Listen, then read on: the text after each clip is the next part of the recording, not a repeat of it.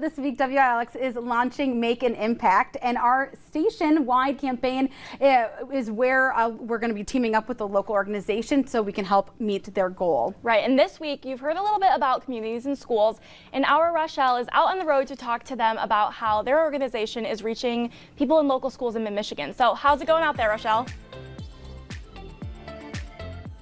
It is going great here, Claudia, and like you said, we're trying to learn more about what communities and schools is. And what better person to ask than the CEO of the organization, Mallory, who's here with me today. How are you? Great. Thanks for having me. Wonderful. For being here, I guess. Yes, thank you for letting us to come here, actually. So, Mallory, tell me a little bit about what communities and schools is and what your mission and your impact is. So, as you said earlier, CIS is a nationwide organization located here in Lansing, and we provide wraparound support for students. So what that means is anything that a child needs in school to graduate, we will provide. So everything from literacy to mental health supports, to tutoring, mentoring. We will find the partners, bring them into the buildings, and support the students. That's awesome, and I love how you said you're bringing these resources and all of these different needs that they have, and you're bringing them here into the schools. But can you tell me a little bit more about what is that environment? Like you said, you're creating a community within the school, but what does that environment look like? So for us, it's a full-time person, student support coordinators, what we call them, in our buildings, and their job is to connect with social workers, counselors, principals, teachers to really determine what that ecosystem in the building looks like. And then they work with the students to find their own goals, to define their own versions of success, to figure out what they really, really want to do to graduate and what they need to get there.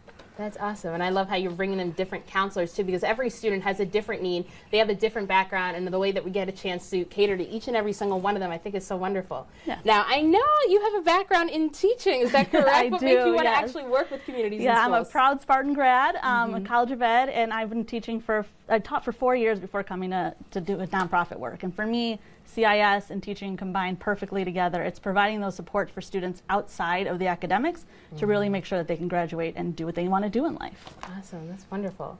Now, of course, even though we're standing here in front of lockers, I haven't seen a locker in, guys, I don't know how long. It's been a while since I stepped into high school, middle school, and in elementary school. But obviously, because you've worked there first and you've worked with these students one-on-one, can you tell me what are some of those things that people kind of overlook and they don't realize that schools need?